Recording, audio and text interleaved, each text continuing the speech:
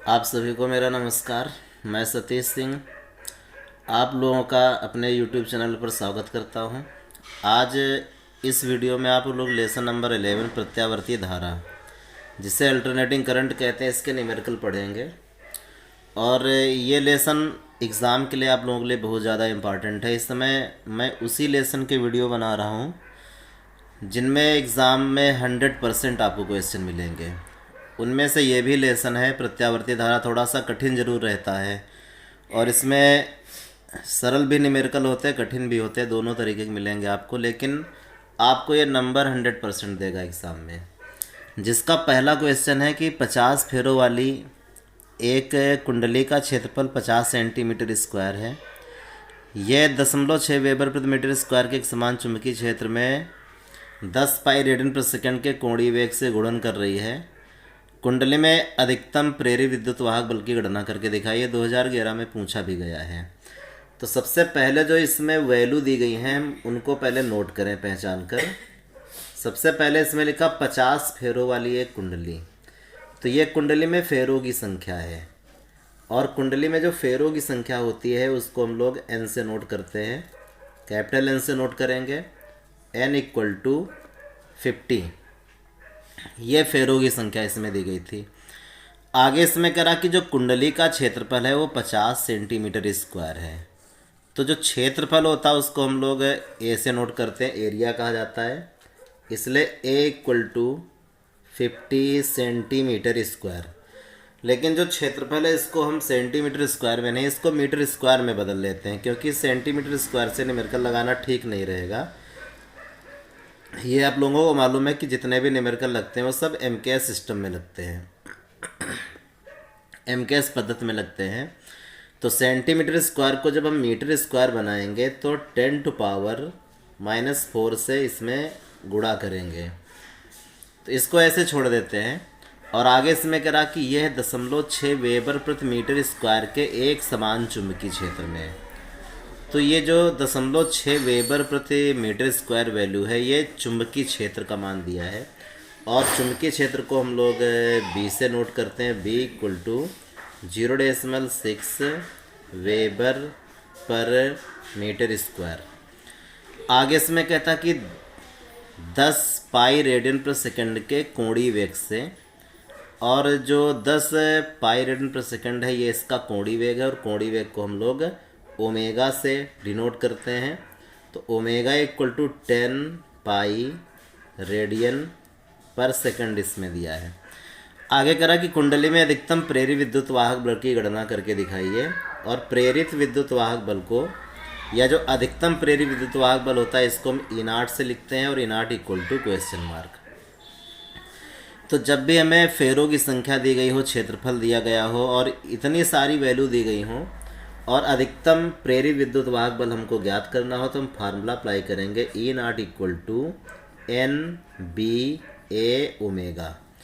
ये फार्मूला आपको यहाँ पे लगाना होता है।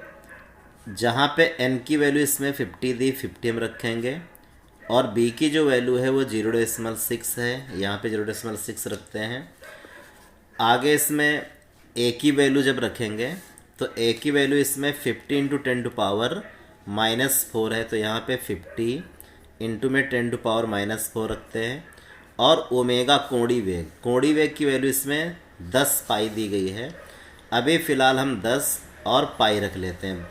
इसके बाद जब हम हल करेंगे तो पाई का मान 3.14 रख के इसका आंसर निकाल लेंगे।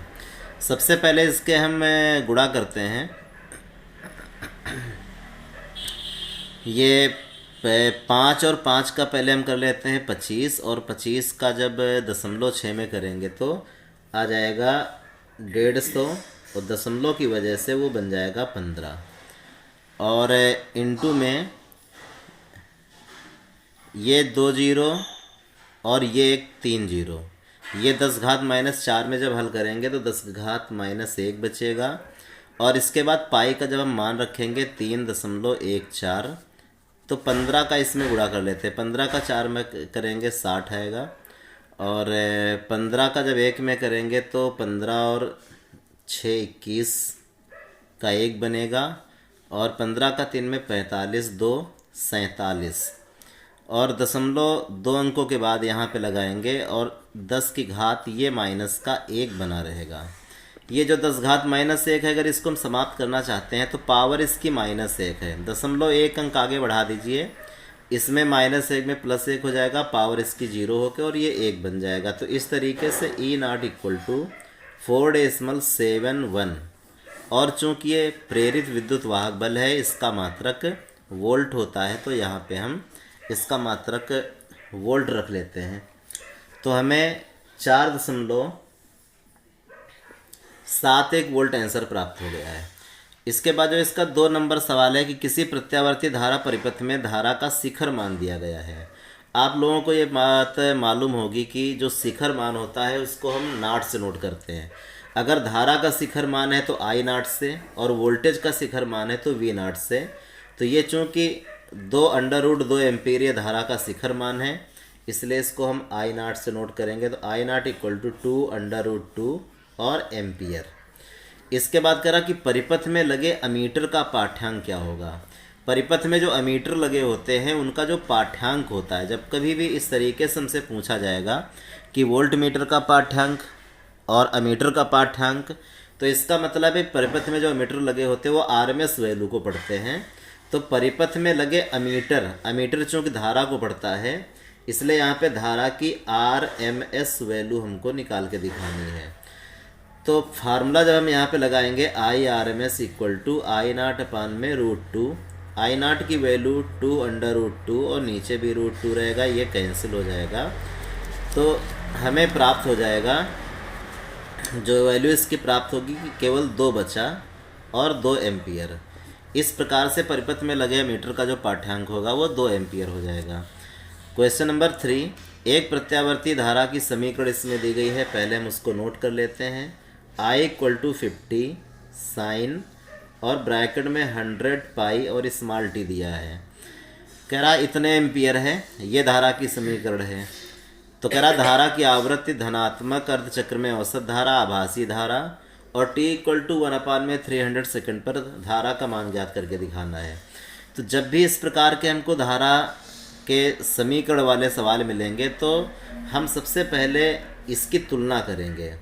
I = I0 sin ωt से हम तुलना करेंगे, और जब हम तुलना कर लेंगे तभी हमें सारे आंसर प्राप्त होंगे। तो जो धारा के समीकरण होते हैं, जब समीकरण वाले सवाल मिलेंगे तो आप पहले इनकी तुलना कर लिया करना, उसके बाद बहुत आसानी से आंसर निकलेंगे। तो तुलना करने पर हम ये पाते हैं कि इस समीकरण में साइन के पहले लिखा है I0, और इस समीकरण में भी साइन के पहले लिखा है 50। तो इसका मतलब ये है कि I0 की जगह 50 लिखा गया है, तो I0 की जो वैल्यू होगी वो 50 एम्पियर होगी। ये धारा का शिखर मान है, जो कि हमसे कहीं पूछा नहीं जा रहा, लेकिन हम फिर भी यहाँ पे नोट कर लेते हैं। और अगर साइन के बाद देखें तो यहाँ पे ओमेगा और टी है, और यहाँ पे 100 पाई और टी है। तो टी से जब हम साइन के आगे वाले भाग की हम तुलना करेंगे तो ओमेगा टी और यहाँ पे 100 पाई टी। टी से टी आप जो है कैंसिल कर लीजिए, तो ओमेगा बराबर 100 पाई आ जाएगा। इस तरीके से जो कोणीय वेग है वो हमें 100 पाई प्राप्त हो जाता है। और अगर मात्रक भी लिखना चाहें तो रेडियन प्रति सेकंड इसका मात्रक होता है। लेकिन हमसे कह रहा है कि इसकी आवृत्ति निकालो, तो जो आवृत्ति निकलेगी वो ओमेगा से निकलेगी, कोणीय वेग से निकलेगी। क्योंकि हम जानते हैं कि जो कोणीय वेग का सूत्र होता है वो 2πf होता है, और f का मतलब यहाँ पे फ्रीक्वेंसी आवृत्ति है। तो बराबर हम 100 पाई कर लेते हैं, और पाई से पाई काटेंगे और 2 को जब हम इधर पक्षांतर करेंगे तो 100 के नीचे आएगा। तो 100 और बटे में 2 और आ जाएगा 50 हर्ट्ज। तो हमें इसका जो पहला उत्तर है वो प्राप्त हो गया है।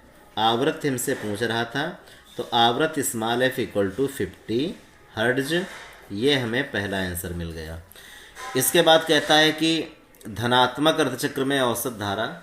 आपको एक बात पता होगी कि जो प्रत्यावर्ती धारा होती है वो अपना आधा चक्कर एक दिशा में और दूसरा जो आधा चक्कर होता है विपरीत दिशा में बहती है। तो जो ऊपर वाला उसका चक्कर होता है वो धनात्मक अर्धचक्र कहलाता है, और जो दूसरा आधा चक्कर होता है उसको हम ऋणात्मक अर्धचक्र कहते हैं। तो ये जो प्रत्यावर्ती धारा होती है इसकी औसत धारा भी निकाली जाती है। तो वही हम औसत धारा यहाँ पे निकाल कर दिखाएंगे कि इसकी औसत धारा कितनी आएगी। तो औसत धारा का जो फार्मूला होता है वो 2I0 अपान में पाई होता है। धनात्मक अर्धचक्र की औसत धारा इसी तरीके से निकाली जाती है। तो यहाँ पे हम इस सबसे पहले तो इसका फार्मूला लिख लेते हैं औसत धारा का। और औसत धारा चाहे धनात्मक अर्धचक्र की हो चाहे ऋणात्मक अर्धचक्र की हो वो एक ही आती है। तो Im इक्वल टू 2I0 अपान पाई, या फिर अगर हम चाहें तो 0.637I0 इस फार्मूले को भी लगा सकते हैं। तो Im इक्वल टू 0.637 और I0 की वैल्यू हम पहले से निकाल चुके हैं, वो 50 एम्पियर। इसमें 50 एम्पियर दी गई है तो यहाँ पे हम 50 का गुणा कर लेते हैं। तो इस प्रकार से जो Im की वैल्यू आएगी 0, 5 का 7 में करेंगे तो 5 आ जाएगा, 35 बन जाएगा, और 5 का 3 में 15 और 3 18 बनेगा, और 5 का 6 में करेंगे तो 30 और 1 31 आ जाएगा। 3 अंकों के बाद यहाँ पे लगा लेंगे तो हमें आंसर प्राप्त हो जाएगा 31.85। ये हमारा प्रत्यावर्ती धारा का धनात्मक अर्धचक्र का औसत मान प्राप्त हो गया है। इसके बाद फिर कह रहा कि आभासी धारा ज्ञात करके दिखाइए। तो जो आभासी धारा होती है वो इसके RMS मान के बराबर होती है। तो आभासी धारा को तो वैसे तो हम लोग I वर्चुअल कहते हैं, VIRTU I वर्चुअल, लेकिन ये RMS वैल्यू के बराबर होती है। धारा का जो RMS मान होगा ये उसी के बराबर होती है। और चूँकि हम जानते हैं कि IRMS इक्वल टू I0 अपान में √2 या फिर 0.707 I0, ये भी फार्मूला होता है। और ये फार्मूला यहाँ पे लगाना ज़्यादा बेहतर है I0 अपान में √2 के बजाय।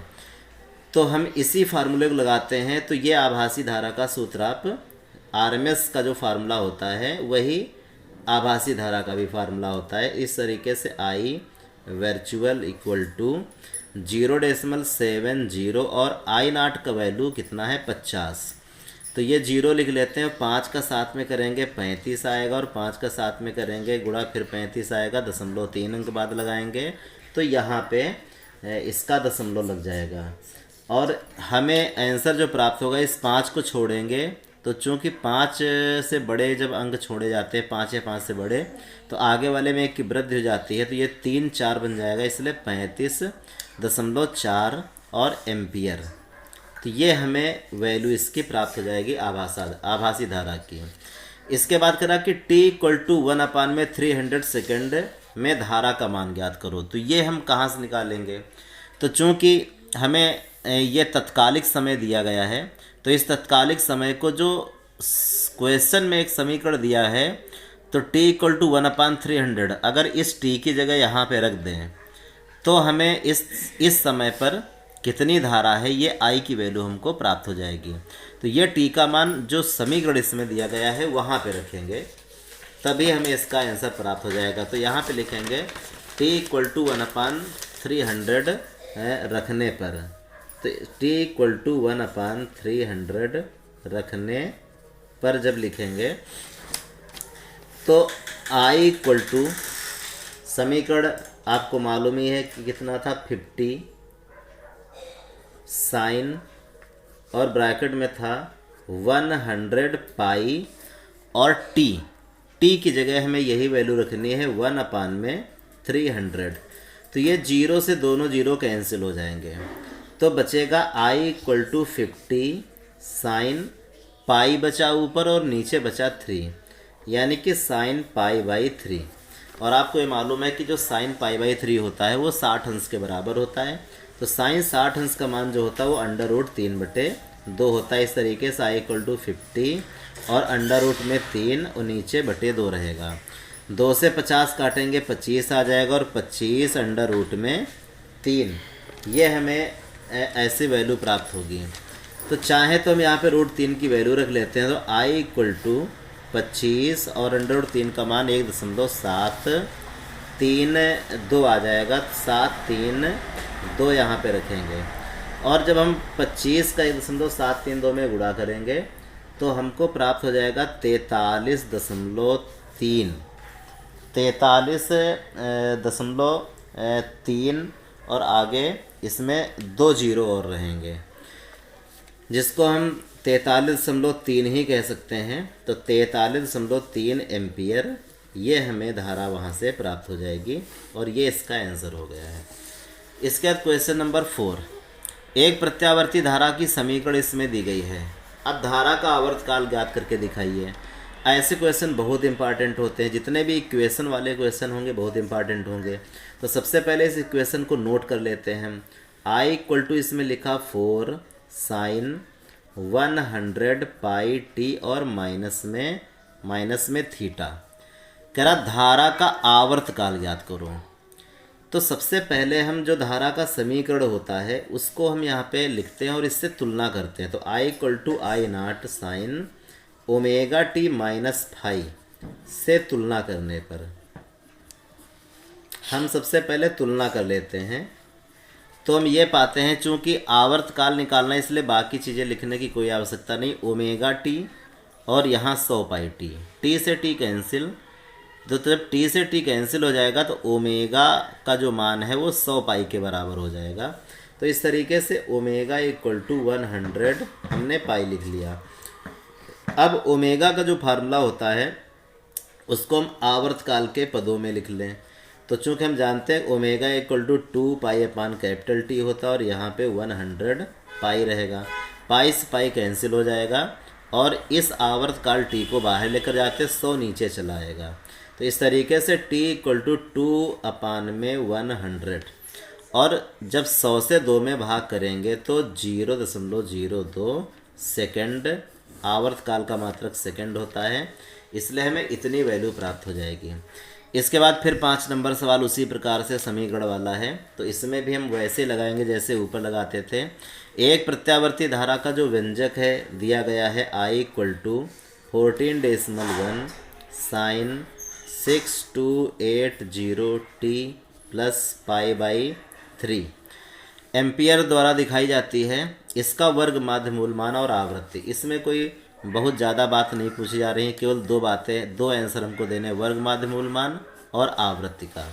तो सबसे पहले जो धारा का तत्कालिक समीकरण होता है I equal to I not sine omega T और प्लस फाई, इससे हम पहले क्या करते हैं, इसकी तुलना कर लेते हैं और तुलना करने पर लिखने से हम जो हमारे लिए ज़रूरी वैल्यू हैं उनको हम बाहर निकाल लेते हैं। जैसे साइन के पहले यहाँ पे आई नॉट है और यहाँ पे साइन के पहले 14.1 है। इसका मतलब ये हुआ कि जो आई नॉट का मान है वो 14.1 के बराबर है। तो आई नॉट को हम कहते हैं धारा का शिखर मान, ये धारा का शिखर मान होता है। 14.1 एम्पियर हमने नोट कर लिया। अभी हमें इसकी ज़रूरत पड़ेगी। अब ओमेगा टी वाले पद की तुलना हम 6280 टी वाले पद से कर देते हैं। तो इसका टी और इसका टी ये तो दोनों हो जाएंगे कैंसिल। तो ओमेगा का जो मान है वो 6280 के बराबर रहेगा और ओमेगा को हम कोणीय वेग कहते हैं। ये कोणीय वेग ओमेगा इक्वल टू 6280 रेडियन प्रति सेकंड, ये इसका मात्रक होता है। अब सबसे पहला जो आंसर हमको देना है वो वर्ग माध्य मूलमान, किसका, धारा का। तो धारा का जो वर्ग माध्य मूलमान होता है उसको हम IRMS कहते हैं। धारा का वर्ग माध्य मूलमान, इसको IRMS कहा जाता है। और IRMS equal to I naught upon में √2, या फिर ऐसा भी कर सकते हैं कि हम यही वैल्यू रखते हैं, आई नॉट की वैल्यू 14.1 और √2 का मान 1.41 और आगे 4 आ जाएगा। लेकिन अगर आप दोनों वैल्यू को ध्यान से देखें, 141 यानी ये जो 4 है ये एक्स्ट्रा हमको लग रहा है। अगर ये 4 यहाँ पे ना हो तो फिर ये जैसी ऊपर की नंबर है वैसे ही नीचे का नंबर हो जाएगा और सॉल्व करने में आसानी हो जाएगी। तो फिजिक्स में आपको मालूम होगा कि जो चीज़ें बहुत बड़ा प्रभाव नहीं डालती हैं उनको छोड़ दिया जाता है। तो इस 4 को छोड़ देते हैं, क्योंकि इसके छोड़ देने से आगे की जो संख्या है उस पर कोई फ़र्क नहीं पड़ने वाला है। तो यहाँ पे जो IRMS की वैल्यू है वो 14.1 और 1.41। यहाँ पे दशमलव के बाद 1 अंक है, यहाँ पे दशमलव के बाद 2 अंक है, जीरो बढ़ा के यहाँ भी 2 अंक कर लेते हैं, दशमलव हटा लेते हैं और अब काटेंगे तो सीधे 10 बार चला जाएगा। इस तरीके से धारा का जो वर्ग माध्य मूल मान है वो हमें 10 एम्पियर यहाँ पे प्राप्त हो गया है। आगे कह रहा आवृत्ति ज्ञात करके दिखाइए। तो आवृत्ति और आवर्तकाल ये दोनों ही वैल्यू हमें कोणीय वेग से प्राप्त होती हैं। तो ये जो कोणीय वेग की वैल्यू यहाँ पे लिखी है इससे हम आवृत्ति को निकाल लेते हैं। तो लिखेंगे चूँकि कोणीय वेग ओमेगा = 6280 है और ओमेगा का फार्मूला जब आवृत्ति वाला लगाएंगे तो 2πf 6280, यही जो f है इसको फ्रीक्वेंसी कहते हैं, यही आवृत्ति कहलाती है। और आपको मालूम होगा कि पाई का मान 3.14 होता, तो यहाँ पे जब रखेंगे तो 2 इंटू में पाई का मान 3.14 और f 6280। अगर इन दोनों का आपस में हम गुणा कर लें तो हमें 6 2 8 से मिलती हुई संख्या मिल जाएगी। 2 का 4 में करेंगे 8, 2 का 1 में 2 और 6, स्मॉल f = 6280। इसके बाद इस संख्या का जब हम पक्षांतर करेंगे तो वो नीचे चली जाएगी, f = 6280 और अपान में 6.28। दशमलव 2 अंकों के बाद है, दशमलव हटाएंगे, ऊपर 2 जीरो बढ़ेंगे और काट देंगे तो पूरा का पूरा नंबर ये कैंसिल हो जाएगा। 1 के बाद 3 जीरो यानी कि 1000। और चूँकि आवृत्ति का मात्रक हर्ट्ज होता है इसलिए हम यहाँ पे HZ लिख देंगे तो हमें यहाँ पे आवृत्ति पता चल जाएगी। दोनों आंसर यहाँ पे निकल चुके हैं। इसके बाद क्वेश्चन नंबर 6, एक प्रत्यावर्ती वोल्टेज की समीकरण इसमें दी गई है और इस वोल्टेज की समीकरण को हम यहाँ पे नोट कर लेते हैं। वोल्टेज की जो समीकरण है वो 202 आगे cos 100 पाई और t में दी गई है। तो कह रहा कि वोल्टेज का शिखर मान ज्ञात करके दिखाइए। तो हम ऐसा करते हैं कि कभी कभी कलांतर में परिवर्तन होने की वजह से, वैसे तो v = V0 sin ω t इसका फार्मूला होता है, लेकिन जब कला में 90 अंश का परिवर्तन होता है तो कास की जगह साइन की जगह कास आ जाता है। तो आपको यहाँ से परेशान नहीं होना है कि अगर कास का समीकरण है तो हम भी जो साइन का समीकरण रहता है उसको कास के पदों में ही लिख करके यहाँ पे हम इससे तुलना कर लेंगे।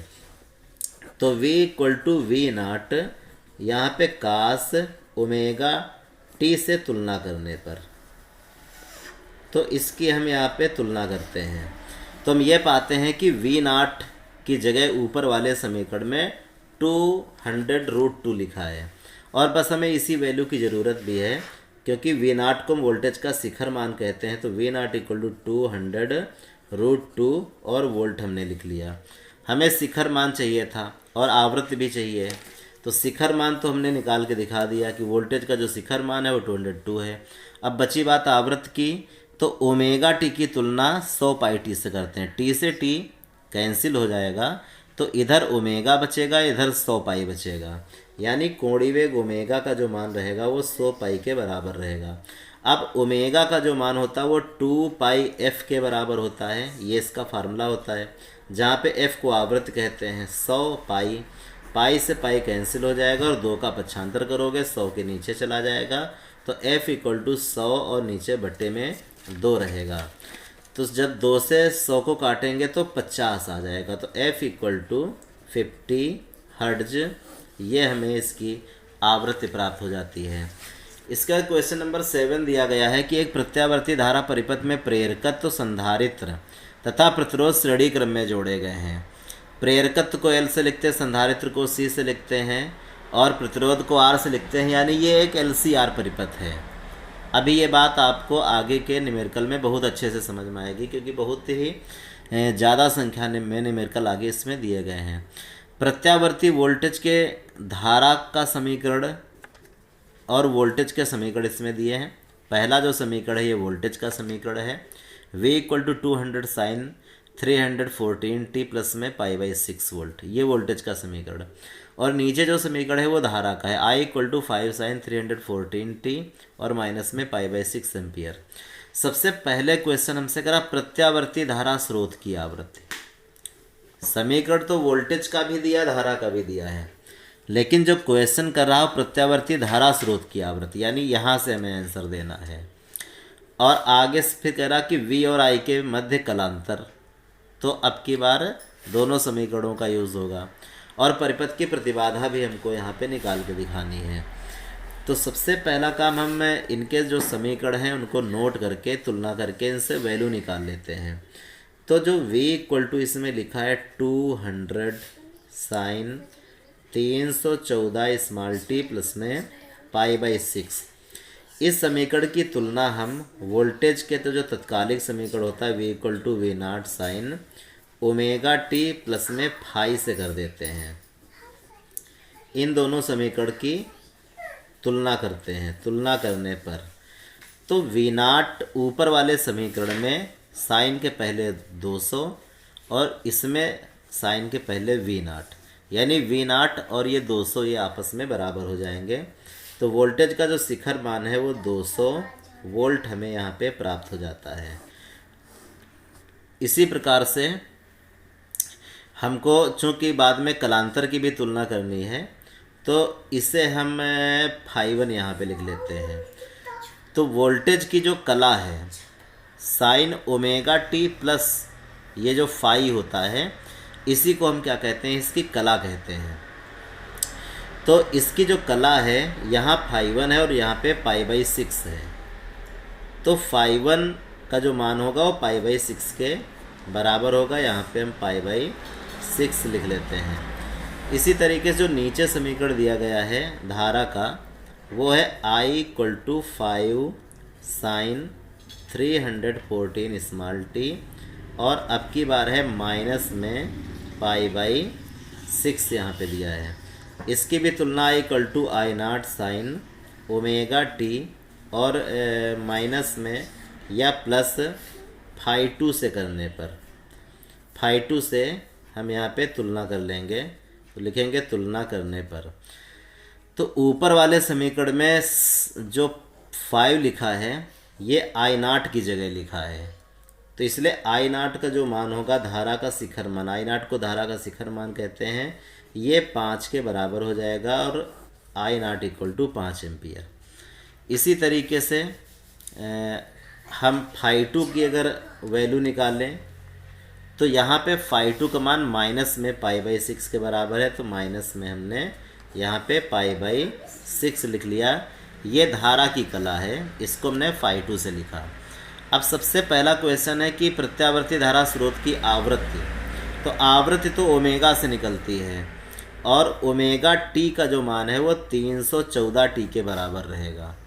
इस पद की तुलना हम इस पद से करते हैं, तो t से t हो जाएगा कैंसिल, और जब t से t कैंसिल होगा तो यहाँ ओमेगा बचेगा और यहाँ पे 314, यानी ओमेगा का मान 314 के बराबर हो जाएगा। तो इसको यहाँ पे लिख भी लेंगे हम, ओमेगा इक्वल टू 314 और ओमेगा का जो मान होता है वो 2πf के बराबर होता है 314।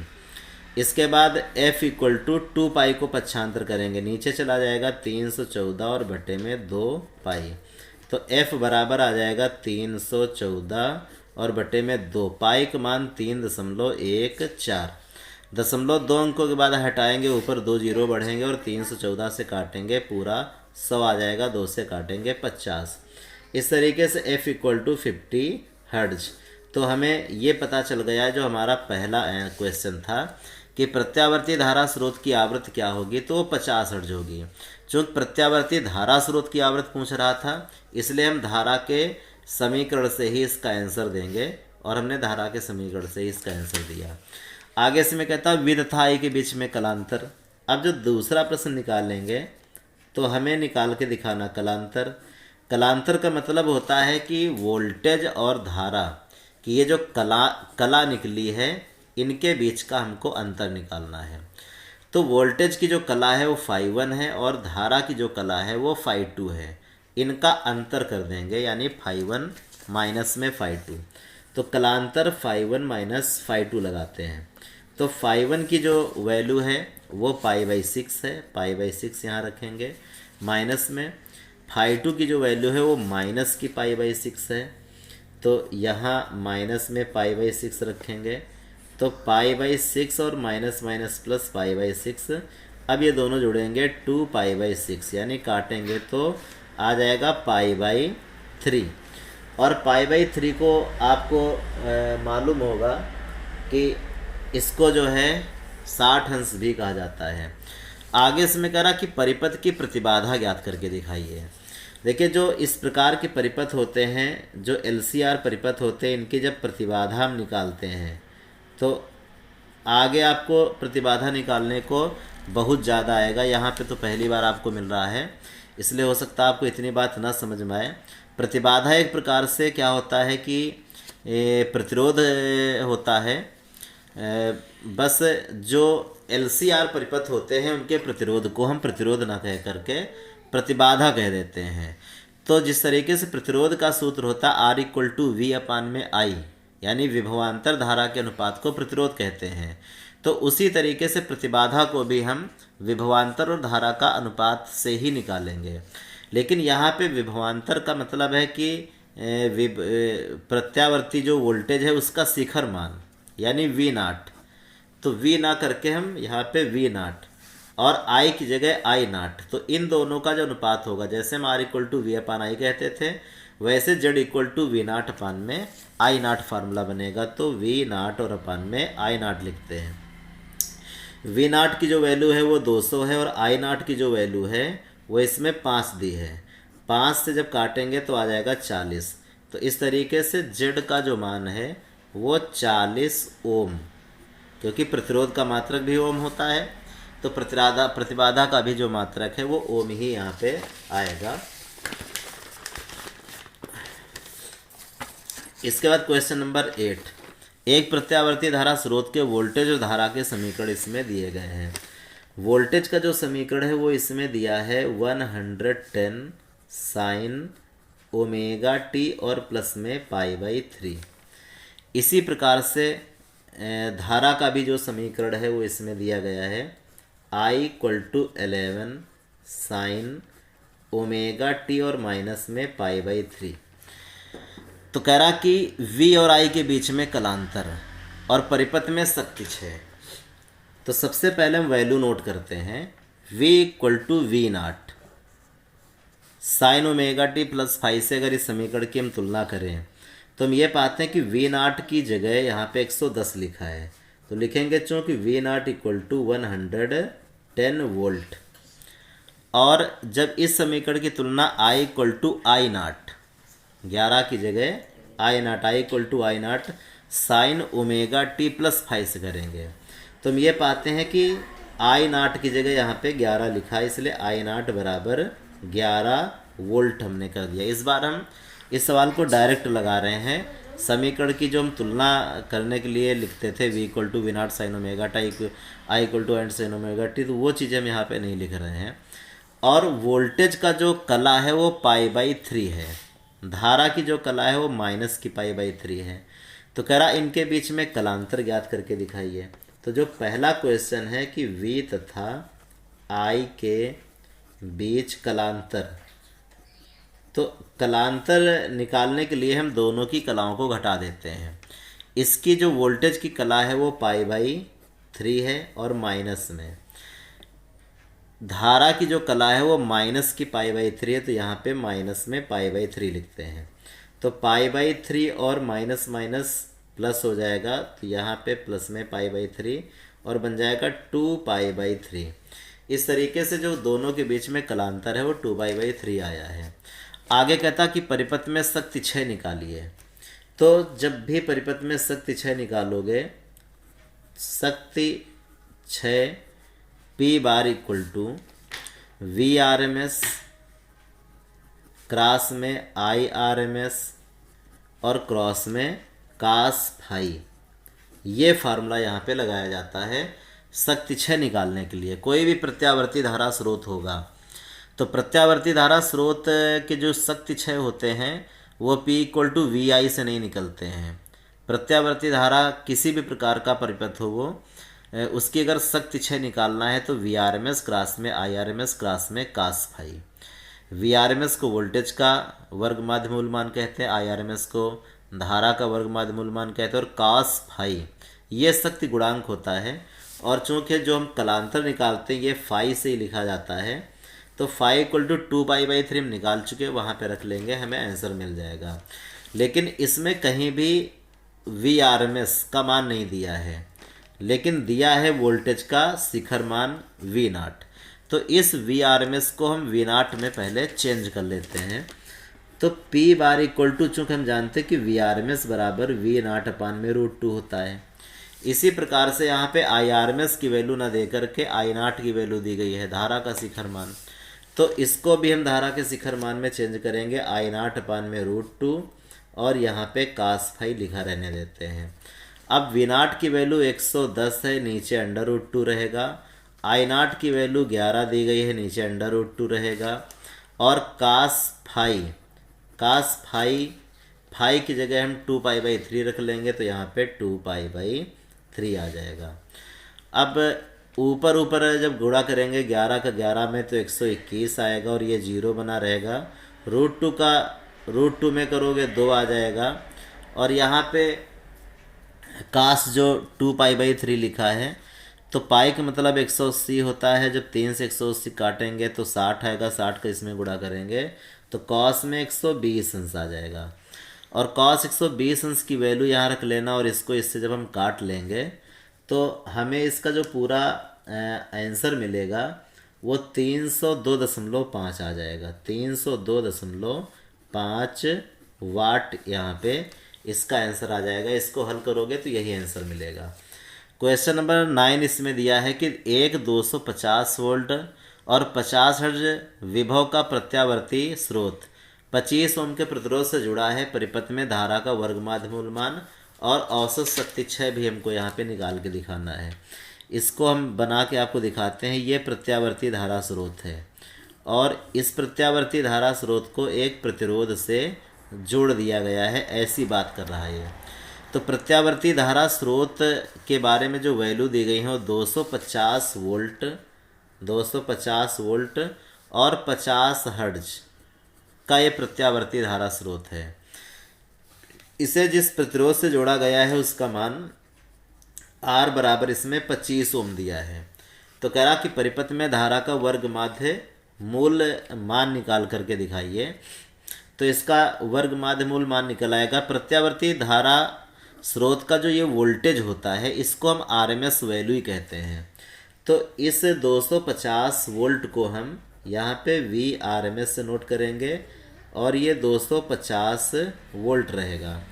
और ये जो 50 हर्ट्ज है ये प्रत्यावर्ती धारा स्रोत की आवृत्ति है। F= हम यहाँ पे 50 हर्ट्ज नोट करते हैं, और R की जो वैल्यू है वो इसमें 25 दी गई है। तो हमसे करा कि धारा का वर्ग माध्य मूल मान, तो जिस तरीके से I बराबर V/R इसके पहले आप लोगों ने पढ़ा होगा, उसी तरीके से Irms = Vrms और अपान में R लगा देंगे। यानी धारा का जो वर्ग माध्य मूल मान है वोल्टेज के वर्ग माध्य मूल मान से ही निकलेगा। तो Vrms की जो वैल्यू वो 250 है, और R की जो वैल्यू है वो 25 है। काटेंगे तो 10 आ जाएगा। तो इस तरीके से Irms बराबर 10 एम्पियर हमको यहाँ पे आंसर प्राप्त हो गया है। आगे इसमें करा इसकी औसत शक्ति क्षय निकाल के दिखाइए। तो दूसरे सवाल को लगाने के लिए तो हमको जब शक्ति क्षय निकालेंगे तो शक्ति क्षय निकालने के लिए P⁻ = Vrms क्रॉस में Irms ये फार्मूला यहाँ पे लगाना पड़ेगा, क्योंकि ये एक ऐसा परिपथ है जिसमें केवल प्रतिरोध जुड़ा हुआ है। तो जब किसी प्रत्यावर्ती धारा स्रोत में केवल प्रतिरोध जुड़ा होता है तो वहाँ पे हम शक्ति क्षय को बहुत ही आसानी से निकाल सकते हैं। शक्ति 6 का जो फार्मूला रहेगा वो P bar equal to VRMS और क्रॉस में IRMS, और चाहे तो कास फाई भी कर सकते हैं, लेकिन यहाँ पे कलांतर शून्य होता है।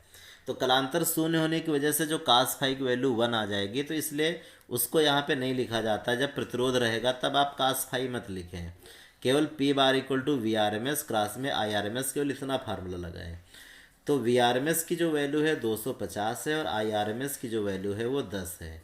दोनों का गुणा करेंगे तो 2500 वाट। शक्ति 6 का जो मात्रक रहता है वो वाट रहता है।